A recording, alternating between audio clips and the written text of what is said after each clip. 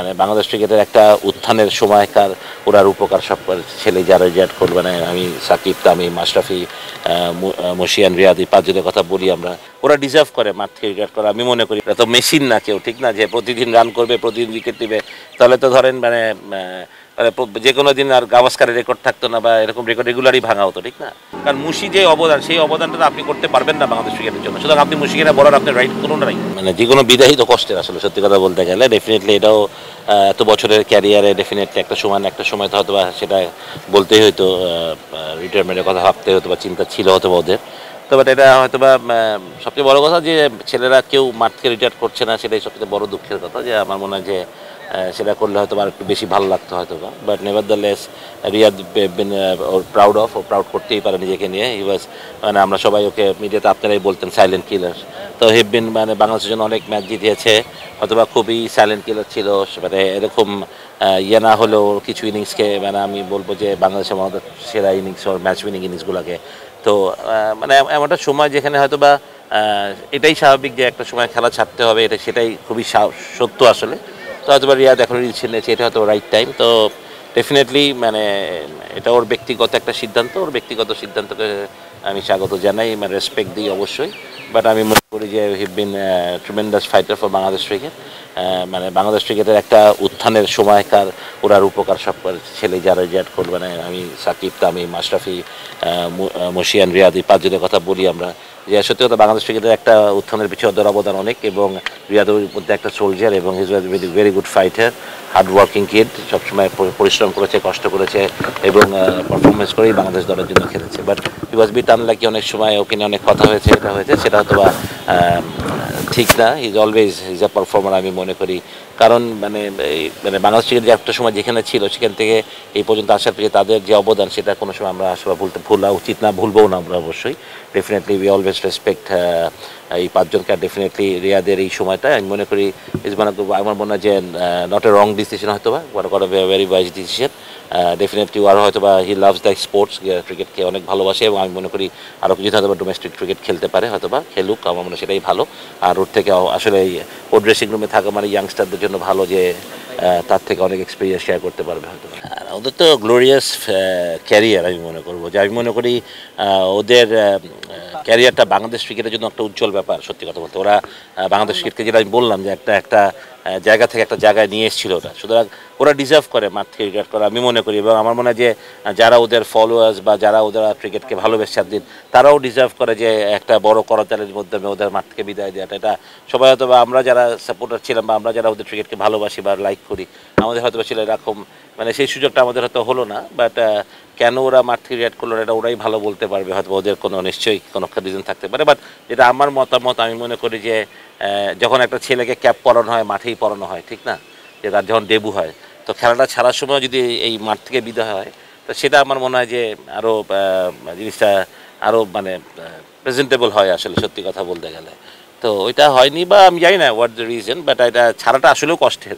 যেটাকে আমি সবচেয়ে বেশি ভালোবাসি, তাকে ছাড়াটা আসলেও কষ্টের। মানে খেলার ছাড়াটা যারা প্লেয়ার আমরা, মানে it's very tough to say no. But definitely আমি মনে করি যে ওদের ক্যারিয়ারের ওরা যেই সময়, সেই সময়টা দুজনই আমার মনে খুব ওয়াইজ ডিসিশন নিয়েছে। হয়তোবা ওরা চালালে আরও কিছুদিন খেলতে পারতো, বাট সেটা কতটা ওয়াইজ হতো আমি জানি না। বাট হ্যাঁ, মাঠ থেকে বিদায় নিলে হয়তোবা একটু বেটার হতো।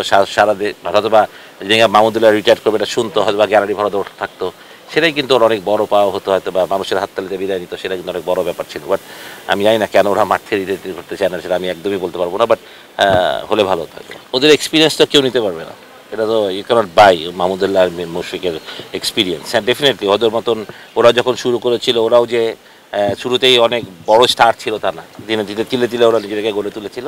হয়তোবা ওদের জায়গায় এখনই ওদের রিপ্লেসমেন্ট যে ওই রকম আপনি 100% পাবেন, সেটা হয়তো সত্যি কথা না। বাট যারা খেলবে তারাও শিখবে হয়তো বা, এটাই তো একটা মানে চেঞ্জেস তো সময় আছে। তো আমার মনে হয় যে সেটাই হবে। ওদের শূন্য স্থানটা খুব সাডেনলি ফিল আপ না হলেও আমি মনে করি যে যথেষ্ট ভালো প্লেয়ার আছে, যারা কিনা এই জায়গাটা অবশ্যই নিতে পারবে। অনেক ভালো প্লেয়ার আছে, সুতরাং সুযোগ এখন অনেক ছেলের সামনে খুলবে হয়তো বা জায়গা মতো ব্যাটিং করার। কারণ আপনি যদি পজিশন মতো ব্যাটিং না করতে পারেন, যদি 5-এর প্লেয়ার সময় 7-এ ব্যাটিং করছে, ডিফিকাল্ট হয়। বাট আমার মনে হয় যে এখন একটা সুযোগ আসবে, যেহেতু মুশিয়ান রিয়াদ খেলবে না, সেহেতু হয়তো ওদের জায়গায় যে ছেলে আসবে, আমি বলছি যেটাই বললাম যে এক্সপিরিয়েন্স হয়তো যাবে না, হয়তো রিয়াদ যেই ম্যাচটা জিতেছে হয়তো একটা ছেলে এখন ইয়াং বাজে ফেল করবে, বাট আস্তে আস্তে শিখবেন, একদিন ও ম্যাচ জিতে বাংলাদেশকে, সেটাই আমি বিশ্বাস করি। তো বাট হ্যাঁ, মানে একটা সময় তো আপনার চেঞ্জ করতেই হবে, এটা তো সারা বিশ্বেরই নিয়ম না। অস্ট্রেলিয়ার কিংবদন্তি টিম তো একসময় কেউ খেলেনি, নতুন দল এসেছিল, তাদের পারফরমেন্স এরকম ভালো ছিল, তারপর আস্তে আস্তে অস্ট্রেলিয়া ঘুরে দাঁড়িয়েছিল, সুতরাং এটাই হবে হয়তো। না, বোর্ডের কিছু আমি রিটায়ার করবো, এটা বোর্ডের কী করার আছে আমি মনে করি, এই প্রশ্নটা অবান্তর আমি মনে করি। হ্যাঁ, বোর্ড তাদেরকে তারা বলতে পারে যে, যেমন আমি যখন রিটায়ার করি আমি বোর্ডকে বলেছিলাম this will be my last match, সেটা হয়তো আমি বোর্ডকে আগে বলেছিলাম, বলে বোর্ড হয়তো বা আমাকে ওইভাবে একটা প্রেজেন্টেশন করেছিল হয়তো বা, সেটা যদি বলতে পারে যে হ্যাঁ this is my last match, আমি আর রিটায়ার করতে চাই, তাহলে তখন হয়তো বোর্ড সেটা একটা মানে আনুষ্ঠানিক সম্বোধনার মতো ব্যবস্থা করতে পারে, বা তাদের বোর্ডকে কিন্তু পুশ করতে পারে যে আপনি রিটায়ার করেন, এটা তো বলাটাই একটা অন্যায় আমি বলে মনে করি। সুতরাং রিটায়ারমেন্টটা যদি ওরা যদি বলে করতো যে আচ্ছা ঠিক আছে আমি নেক্সট সিরিজে, বাংলাদেশের নেক্সট সিরিজ যেটা হবে সেটা ফার্স্ট ম্যাচে আমি রিটায়ার করবো বা সেকেন্ড ম্যাচে আমি রিটায়ার করবো, তাহলে না বিসিবি একটা প্রিপারেশন নিতে পারে। সুতরাং বাট ওরা যদি না বলে তাহলে ওরা বিসিবি বা বুঝবে কেমনে, তো বিসিবিকে দোষ দিয়ে কোনো লাভ নেই। আর মানে এটা ওর সম্পূর্ণটাই আমি মনে করি যে ওদের ব্যক্তিগত ব্যাপার। অবভিয়াসলি আমি মনে করি যখন আমি রিটায়ার করি আমার পুরো family was in the ground, মানে আমার বাবা, আমার চাচারা, আমার ভাই বোন, আমার ফ্যামিলি, আমার স্ত্রী সবাই মাঠে ছিল। তারা ওই ম্যাচটায় স্পেশালি বগুড়ায় গিয়েছিল, বগুড়াতে আমি রিটায়ার করেছিলাম, তো ঢাকা থেকে বগুড়া মানে ইটস লং ড্রাইভ, তো বাট তারপরেও আই ওয়াজ ভেরি প্রাউড যে আমার পুরো ফ্যামিলি আমার শেষ খেলা দেখতে এসেছিলো। তো অবশ্যই এটা তো একটা ব্যাপার থাকেই না, যে আমি মাঠ থেকে বিদায় দিতে পেরেছি এত লোকের, মানে বোর্ডের যখন তারা ছিল তো আমাকে সেই সম্মানটা দিয়েছিল, তো সেটা তো অবশ্যই ভালো লাগারই একটা ব্যাপার ছিল, হতে পারে। কারণ আমি মনে করি যে বর্তমানে social media was very very মানে সামথিং ভেরি অ্যাক্টিভ, মানে যারা মানে মানুষজন খুব মানে অনেক সময় যেটা হয় আপনি ক্রিটিসাইজ করবেন, অবশ্যই করবেন, আমার মনে হয় সেটা আরেকটু জেনে করলে মনে হয় ভালো হয়। মানে এন্ড অফ দ্য ডে প্রত্যেকটা মানুষ, এরা তো সবাই মানুষ, এটা তো মেশিন না কেউ, ঠিক না যে প্রতিদিন রান করবে, প্রতিদিন উইকেট দিবে, তাহলে তো ধরেন মানে যে কোনো দিন আর গাভাস্কারের রেকর্ড থাকতো না, বা এরকম রেকর্ড রেগুলারই ভাঙা হতো, ঠিক না। তো ইউ হ্যাভ টু আন্ডারস্ট্যান্ড যে সোশ্যাল মিডিয়াতে মানুষের যে আসলে আমার মনে হয় যে বেশি আক্রমণাত্মক হয়ে যায় মানুষজন, এবং সাধারণ মানুষের মানে যে আমার কথা হলো যে আপনি কনস্ট্রাকটিভ ইয়ে করেন যে, কিন্তু যখন আপনি সেটা গালিগালাজের পর্যায়ে চলে যায় মানে সেটা আমার মনে হয় না টোটালি। এবং আমার মনে হয় যে এটা যারা করেন সম্পূর্ণ অশিক্ষিত মানুষজনই করেন, যারা যারা ক্রিকেটটাকে হয়তো বা খেলাটা জয় পরাজয়ই বুঝেন, বা খেলাটাকে বুঝেন না ঠিক মতন, বা একটা ছেলের মানসিকতা বুঝতে পারেন না, একটা ব্যাচ সিচুয়েশনকে অ্যানালাইসিস না করে অনেক কথা কমেন্ট করে ফেলেন। সেটা আমার মনে হয় অনেক সময় মানুষকে অবশ্যই তাদেরকে তাদের ফ্যামিলিকে অবশ্যই হয়তো বা, যেমন আমার ফেসবুক নেই, অনেক আগে থেকে আমি ফেসবুক একবারই মানে জীবনে ইউজ করেছিলাম, very short period of time. আমি জানি এটা প্যারাটা কতটুকু, কারণ ফ্রেন্ডরা বলে, যেমন আমার ফ্রেন্ডরা অনেক সময় বলে তোর নামে এটা লিখে চলেছিল, আমি বলি লিখুক, মানে এটা তো, কারণ আমি একটা কথাই শিখেছিলাম, মানে যেটা আমি আজকে বলি, মানে কথাটা সবাই হাসির, আমাদের ভুলু তো আমরা সবাই চিনি। ভুলু আমাকে বলতো যে আমার পেপারে অনেক সময় আমার নামে লেখা হতো এটা, তো উনি বলতো যে আজকের কাগজ কালকের ঠোঙ্গা, তাই অলওয়েজ রিমেম্বার ইট। আজকে যেটা বলে মানুষ কালকে আর সেটা বলবে না হয়তো, বা মানুষ না জেনে অনেক কথাই বলছে।